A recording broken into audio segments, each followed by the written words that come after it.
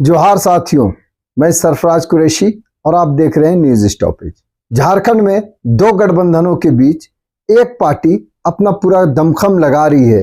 एक पार्टी जिसने सभी को चौंका रखी है, सभी की धड़कनें तेज कर दी है, सभी की दुखदुखी बढ़ा दी है।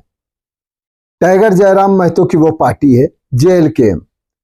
इस पार्टी ने इंडिया गठबंधन और इंडिया गठबंधन से समान दूरी रखते हुए एक त्रिकोण बनाने की कोशिश की है और इसमें काफी हद तक सफल भी हुए। इस पार्टी को लगातार लोगों का प्यार मिल रहा है, दिनों दिन इसकी ख्याति बढ़ती जा रही है।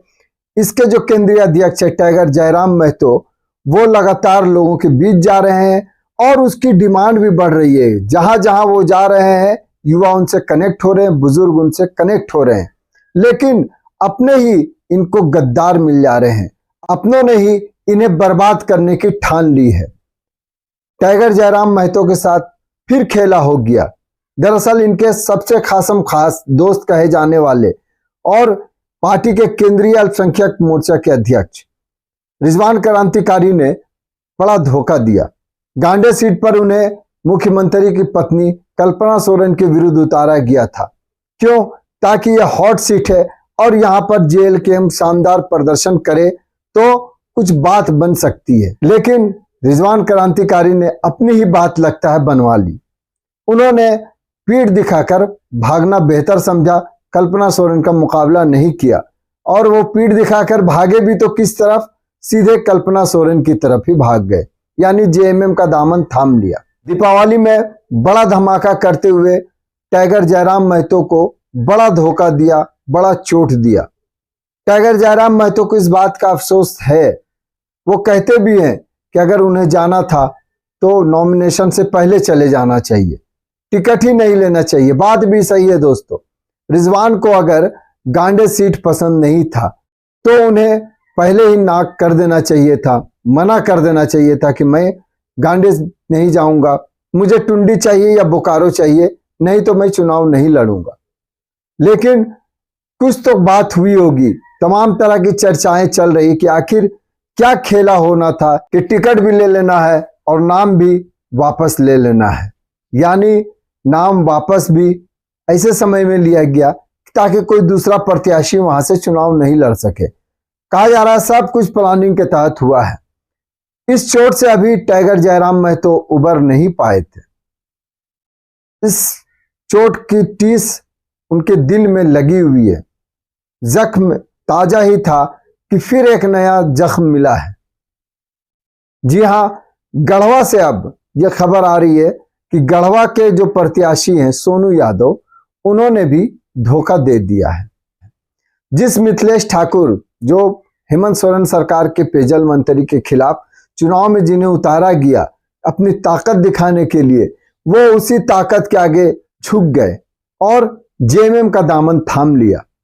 खुद इसकी तस्वीर मिथिलेश ठाकुर ने अपने फेसबुक और X जो पहले ट्विटर था उस पर भी शेयर किया है। सोशल मीडिया पर इसकी तस्वीरें वायरल हो रही है, तमाम तरह की टिप्पणियां भी हो रही है।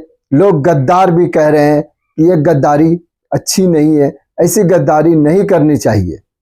अब बात करें कि आखिर ये क्या खेल हो रहा है कि जो प्रत्याशी हैं वही चले जा रहे हैं झारखंड मुक्ति मोर्चा में। क्या सब कुछ पहले से प्लानिंग है या सब कुछ सेट होने के बाद जा रहे हैं? क्योंकि अगर आपको चुनाव नहीं लड़ना था तो नॉमिनेशन नहीं करना चाहिए। टिकट के कई दावेदार थे, हर जगह JLKM में टिकट के दावेदारों की फौज थी। कई लोग ऐसे थे जो टिकट नहीं मिलने के कारण नाराज हुए, लेकिन कुछ लोगों ने पूर्व प्लानिंग के तहत ऐसा लगता है कि टिकट लिया और फिर जाकर मिल गए JMM के साथ। अब तो स्थिति परिस्थिति ये भी दिख रही है कि क्या टाइगर जयराम महतो इस चुनावी महाभारत के अभिमन्यु हो गए हैं? आखिर उनके साथ ये खेला क्यों हो रहा है? क्या ये प्लानिंग के तहत ऐसा किया जा रहा है या कुछ लोग बहक जा रहे हैं? क्योंकि दो दो लोगों का जाना, दो दो प्रत्याशियों का मैदान से हटना कुछ सामान्य बात नहीं कही जा सकती। इसके पीछे कुछ ना कुछ खेल हुआ है, बड़ा खेल माना जा रहा है। क्योंकि अगर JMM में जाना था इन प्रत्याशियों को तो पहले क्यों नहीं गए? नामांकन से पहले जाते, चुनाव के जब घोषणा हुई थी तब चले जाते, लेकिन उन्होंने बाकायदा टिकट लिया JLKM से, उसके बाद गए। तो ऐसा लगता है कि जैसे सब प्लानिंग के तहत किया कि पहले टिकट ले लेना है, बाद में समर्थन दे देना है, ताकि JLKM का कोई और प्रत्याशी इस चुनावी मैदान में इन दोनों के खिलाफ नहीं रहे।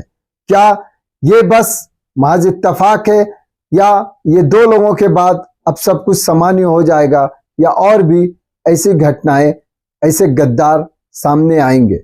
गद्दार इसलिए कहना पड़ रहा है दोस्तों कि ये गद्दारी ही है कि अगर आपको JLKM से टिकट नहीं लेकर सीधे आप चुनावी मैदान में उतरते तो समझा जाता कि आप अपने निर्दलीय उतरते, निर्दलीय जाकर उनके साथ बैठ सकते थे, उनके पाले में चले जाते। लेकिन आपने एक पार्टी से टिकट लिया, और उस पार्टी से टिकट लिया कि जो अकेले दोनों गठबंधन से लड़ रहा है, जो नई पार्टी है, महज 2 साल पुरानी पार्टी है, छात्र आंदोलन से शुरुआत हुई। इस पार्टी ने महज 2 सालों में वो मुकाम हासिल कर लिया झारखंड में कि जो कई पार्टियां सालों से मेहनत करने के बाद भी नहीं कर पाती। इसके केंद्रीय अध्यक्ष टाइगर जयराम महतो की ख्याति क्यों दूर दूर तक फैली है? उनके बोलने की शैली, उनके काम करने की शैली और उनका विजन लोगों को भा रहा है। लेकिन इन गद्दारों ने क्या, इन गद्दारों के कारण अब किंग मेकर की भूमिका में वो नहीं रह पाएंगे? क्या टाइगर जयराम महतो को जो चाहने वाले, जो उन्हें मुख्यमंत्री के रूप में देखना चाहते हैं, उनकी हसरत दिल में ही दबी रह जाएगी? क्या होगा आगे? चूंकि अभी तो वोटिंग का भी समय बचा हुआ है, इससे पहले भी कोई और भी झटका देखने को मिल सकता है क्या? लेकिन इतना तो तय है कि इस गद्दारी की सजा जनता जरूर देगी ऐसे नेताओं को जो अपनी पार्टी के नहीं है, चाहे वो किसी दल के प्रत्याशी हो। अगर चुनाव नहीं लड़ना है तो आप टिकट नहीं लेते, टिकट के लिए आपने जद्दोजहद की और फिर किसी खास प्रत्याशी के पाले में बैठ गए, किसी खास प्रत्याशी के समर्थन में बैठ गए। ऐसी घटनाएं देश में भी कई बार हुई है, लेकिन ये घटनाएं लोकतंत्र के लिए अच्छी नहीं है।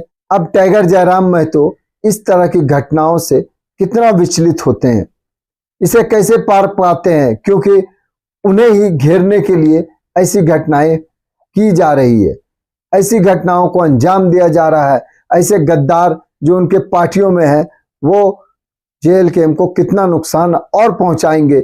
ये तो आ गए दूसरे के समर्थन में, कई ऐसे लोग भी होंगे जो JLKM में है और पार्टी को ही नुकसान पहुंचा रहे हैं। अब देखना है कि टाइगर जयराम महतो इन बाधाओं को कैसे पार कर पाते हैं।